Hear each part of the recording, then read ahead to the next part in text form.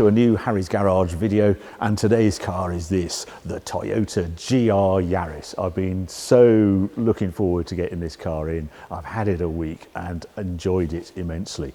And it's one of those rare cars. We just don't get these homologation specials like we used to in the past. I can remember back in the 90s when we were road testing cars, performance car, and early days of Evo, we kept having these homologation specials come along. The Integrale Evo 1 and 2, the Subaru Impreza 22B we had, and then we had the Toyota Celica GT4, all very special cars and all born out of world rallying.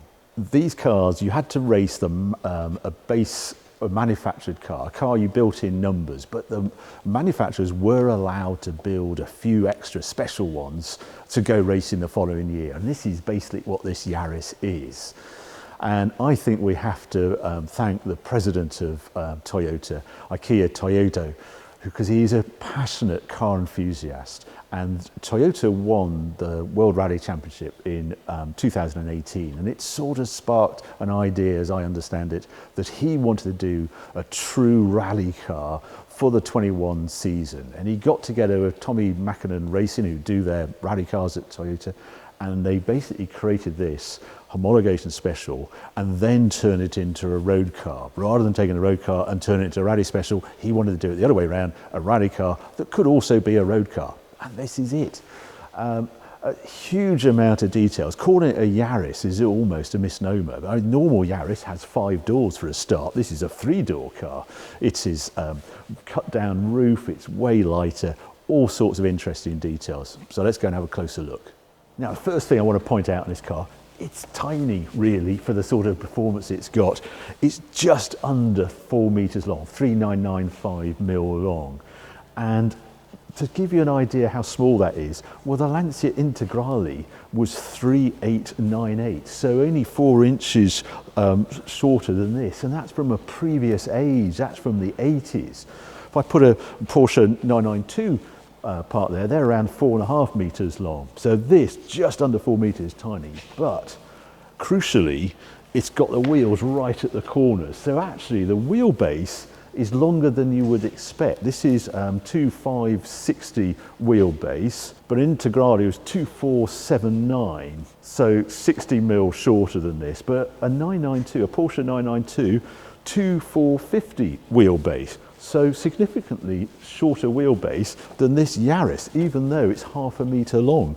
So they've done really well on the packaging on this car. It's also got a 60 mil wider track as well. But the key difference between a normal Yaris and this one is 2 doors, aluminium doors, and this roof line that's been cut right down. It's about 65 mil lower, I think it is, so they can do trick things with aero, so you get a bigger wing, etc. on the World Rally cars. But on this one, it just gives you this unique profile and this butch look.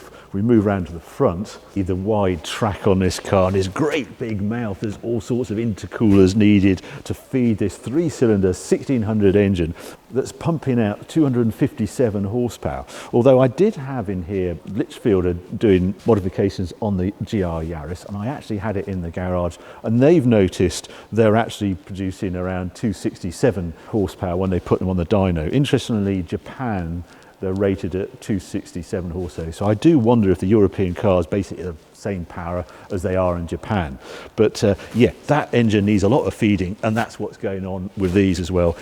Big brakes on this car. That's what those intakes are there as well. There's also front radar and cameras. There's all sorts of tech on this car. It's now mandatory on modern cars, the lane departure and emergency braking and that sort of thing. And this car has it all on here. Aluminium bonnet on here. Yaris headlights, that's apparently one of the few remaining parts on the car that is Yaris. So there's those, mirrors, and that little funny shark tail aerial on the roof. This has the circuit pack on this one. Yaris range in the UK starts just a smidge under £30,000. If you want the circuit pack that gives you torsion diff, central diff, locking diffs, and circuit suspension as they describe it, which I think is stiffer springs, and red calipers on your super brakes, and forged wheels as well, which save around 30 kilos, I'm told, then you're paying £33,500. Included in that price is actually, that's on the road. There's 870 first year road tax on this car. It's quite expensive, but you do get Pilot Sport 4S tyres, the best tyres, I think, this side of the Cup too. So a very usable Michelin tyre on this car. Fantastic brakes. You also notice they're going rusty. They're like Porsche brakes of old that go rusty overnight. I did drive this car yesterday, but they look, you know, it almost looks it's been standing for a month, but it hasn't. I should have mentioned the roof is actually carbon fibre as well. It looks like woven carbon fibre. That's not actually, that's a vinyl covering they put on it, but that saves 3 or 4 kilos as well. Yeah, come around to the back and you see this tiny little windscreen. It actually needs a bit of a wiper because it's been grotty conditions the week I've had with it, and that soon gets dirty and there's no way of cleaning it. But you do get a 5-year warranty, and that's pretty special. Toyota are robust cars anyway. They've a part of the Lightning. This is aluminium as well, but this plastic is very thin. They've saved a whole load of kilos by using ultra thin plastic. That's just homologation special stuff. In the boot, where you don't get the biggest of boots, as you'd imagine, the seats do fold down. But it's pretty shallow because there's lots of mechanical things going on underneath, and there's the battery sits in the back as well. Actually, it's worth just talking about the rear suspension on this, because I put it over the pit at home because I just wanted to see how to do it. A rally car needs a lot of suspension travel. That's what they do. They fly in the air, they have big compressions to swallow, so they need more suspension travel than a regular circuit car or something like that. And if I looked underneath here, and the wishbones at the rear, well, they pivot from about here. You want a really long wishbone because that allows the rear wheel to go up and down and not go out of shape, i.e. the geometry. It keeps upright. Another car that was very similar to this was actually when I had an Integrale. That has super wide wishbones, and it's all part of the rallying pedigree. But anyway, I just want to show you the engine. The first thing you notice is the aluminium bonnet. It's so light. It is remarkable what they got the weight of this car down. 1280 kilos, this car. And that actually makes it lighter than that Lancia Integrale I was talking about earlier. They were, a Evo 2 was about 1340 kilos. So to be actually lighter than a 90s car is quite remarkable. 3-cylinder, wonderful engine, 1600cc. They had to get permission for the FIA to go rallying with this car. You can just make out, it's a little twin cam. They're the 2 cams. There's the little injector mods on top of the spark plugs there. Super compact. Really light. They claim it's the world's lightest 1600cc engine, and putting out all that horsepower, 256 horsepower, and a lot of torque. It's 266 pound-foot of torque as well. Anyway, what this car is all about is the driving, so let's take it outside now. Well, what are you met with in here? Well, first of all, the seats. They're quite nice seats. They're grippy. The Alcantara Ultimate Suede, they seem to call it in Toyota land. That feels nice. Nice size wheel, smaller wheel than you'd expect. It's 2.3 turns lock to lock, so not a lot of twiddling. Quite a few buttons on the wheel, and the manual gearbox sprouting from the middle there, really close to the wheel, is the first thing you notice on it. The seating position, though, is high. Yeah, I'm right below, as low as I can go, little bit of height there. But the shock is actually when you go over to the passenger side, because that sits really high. In fact, I might just nip over there now. There we are. If I just twist this camera around. Oh, I don't know if you can see that. Let's try this one then. Yeah, there we go. Yeah, so I'm sitting here and I'm right in the roof, and there's no height adjustment on the passenger side, and it just feels very odd. It's like you've sat on a cushion or something, but no, that is the position. It's quite different to the driver's side. Right, I'm going to go back to the other side now. Keyless go as well. It all starts on the button, and it's proper keyless go. You get up to the car, you just pull on the door handle and it opens. GR Yaris comes up on the dash. Avoid excessive acceleration due to temperature. I presume that's temperature of the engine. It comes up every time you drive it. Actually, I'll just calm the fan down. No heated seats and things. I mean, also I noticed in the seats they've got airbags in it, and it first surprises just how much equipment there is in this car. You know, I mentioned all the cameras and the speed, it shows the speed up there. It's got this big screen here, and like I've got a button that says map, function not available. Yeah, it's this odd mix. If you do order the circuit pack, then they delete navigation off that big screen, which is odd. It comes with a convenience pack for some reason, but I still have cruise control on here. Quite a good stereo. It does Apple Play, so you can use your phone's apps, etc. There's a plug-in USB point there, a little shelf here. Sort of practical. You don't really want to sit in the back either, unless you're 5 foot-ish, because that diving roof line does compromise the rear seats quite significantly. But that's not what this car is all about. It's about the driving. So anyway, let's head out. Yeah, conventional handbrake. Yeah, there's some points on the handbrake because it's a real working handbrake as well. Notchy, very mechanical feel to the gearbox, which is a positive thing. And low geared, you know, I'm almost tempted, I'm only doing 24 miles an hour, I'm tempted to put it into thirds, so that's good as well. Anyway, I'm going to do my usual thing, head out, and you'll join me later on some better roads.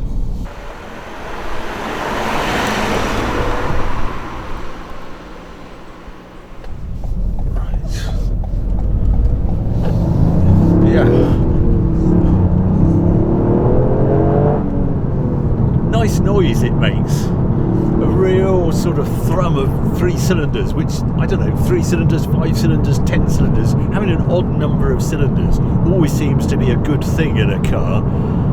Yes, I've read it's piped in via the speakers, but I can assure you, sitting here, it sounds good. The other thing you might pick up on, this is my noisy bit of road, and I've measured it at 60 miles an hour along here, and it's around 76, 77 decibels, so not the noisiest ever car, but just, yeah, there's a reasonable amount of tyre roar, and it's not really surprising when you look underneath, because basically the sub-mounts for all the suspension are bolted to the body. There's very little rubber used in the suspension. It has a motorsport feel when you get underneath. In fact, I noticed there's even adjustment for the rear toe-in, and you've got it degrees on a nut underneath. You can actually adjust it. It's there, labelled for you. Short gearing again. Yeah, it's nice. Visibility, a lot of people have picked up on this. When you look out the windscreen, just when I'm coming off the roundabout and turning left, you have this big mirror and this big screen, and it's just sort of oversized, and I'm really surprised that the motorsport one has it. Yeah, it's just quite tight. You wonder why it's so big, but I suppose it was a cost issue that yeah, give them all the toys, why not? Because then it's actually cheaper than trying to make something smaller and bespoke.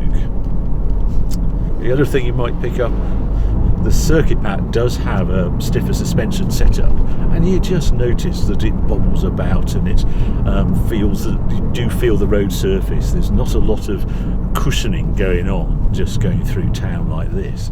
That actually changes at speed. I can't get over sort of radar cruise and things like that. Yeah, stop start, it's just done that. But the dash actually displays tyre pressure as well. So you've got tyre pressure monitoring on this car. You've got torque split as well. Tells me what the torque's doing in between the axles. And I, of course, have a way of changing that. So I'm in normal setup at the moment. I have 60 front, 40 rear. You can have 50-50 if you go to track, or the one everybody thinks they want is sport, because that's 30 front, 70 rear. Not that it actually turns into an oversteering hooligan car if you do have it in sport. You do get a little bit of red on the dash though. Right, a little squirt up the hill. I'm doing 30, I'm going to put it down into second. I'm just quite interested where second peaks. So 25 miles an hour through here, 3,500 RPM, here we go.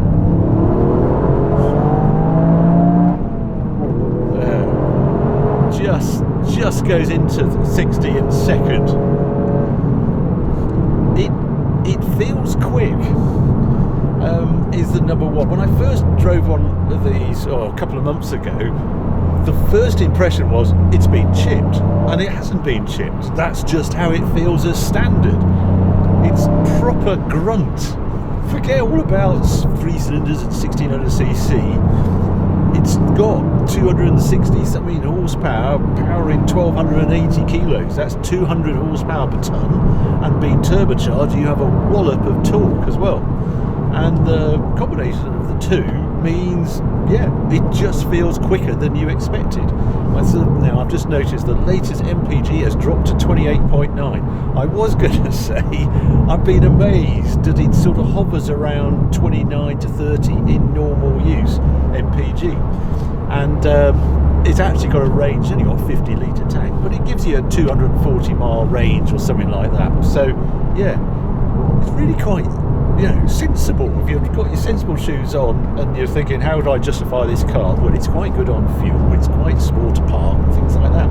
It has the lane departure warning as well. I just drift out, see if I can get it to go off. There we go, got that. But you have a button on the steering wheel that you hold and press, and it all disappears. And then I think that's really good the way you can turn it off. What it really scores at is just how you turn it into here. Oh.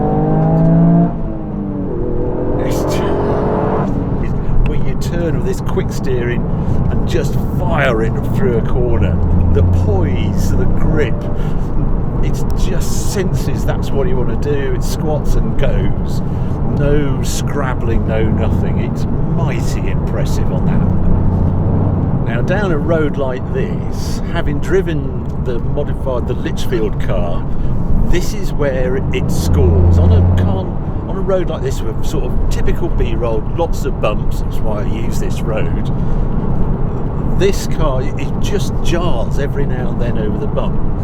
And when I drove the Litchfield car with the Nitron suspension, Nitron are based just round the corner from me, so the development's just been happening on these sort of roads. The spring dampers suddenly add a finesse to it. I mean, it's not as though this car is got a, you know, iffy chassis set up straight from the factory, but the Litchfield one, they lower it 45mm at the front, 40 at the 45 at the rear, 40 at the front, and the clarity of turning, but then its ability with its fancy dampers to smother bumps and not react like this car does is stunning. And it's a bit, the only way I can explain it, that this is fantastic anyway. It's like having a glass of champagne, you know, drinking champagne, and then someone hands you a vintage champagne, and it's just that little bit more lovely. And that's what the Litchfield suspension feels like on a road like this. It's I think it's 2,400, it's about just under 3,000 fitted, but the Geo, the combination of the Geo and the trick dampers really make it very special. And that price, actually look, that's the price of one damper on my Project 8, so it's not bad value for what you're actually getting. But around here, it just grips, and I can add the power. I do like rally cars because they're just made for road use. You can go a bit berserk on circuit-based cars, but on this one, it's a proper hoot. In sport, let's power out of here. Just takes the power.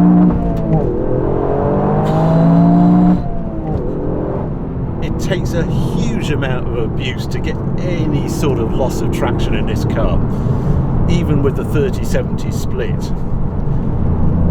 Mighty impressive. Right, probably time to summarise thoughts on this car, and starting with the dislikes. Well, I did struggle for a while, sort of staring, what am I going to say negative about this car? I think the one I would do is, when you're speccing this car, it's annoying that you can't cherry pick the good bits from it. The people I know buying this car so far have a collection of cars. I don't know why. It's really caused a lot of excitement, and I think it's because we don't get these sort of cars coming along very often. And they might want the nav, they might want the better sound system, some of the convenience factors, the parking sensor, the blind spot, you know, I don't know. I'm surprised you can't cherry pick some of those options, so you can, you know, because a price point around the £32,000, there's some headroom. You can see the fact that you're actually getting premiums on this car to begin with, that people are willing to pay more for it. So I would have liked that. Then I suppose it's not the prettiest of cars, but then it has a purposeful sort of stance about it, and I like the fact it's a Toyota, that it works, so I don't really mind. Now this is a favourite. This is absolutely going to nail these bends through here. Round here, I'm going to trail into there. Choose second. Oh, it does a little blip for you. It's quite hard to heel and toe. It's just extraordinary how it can get round there.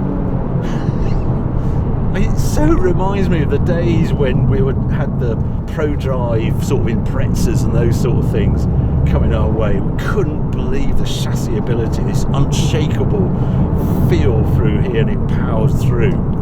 It's exactly the same with this.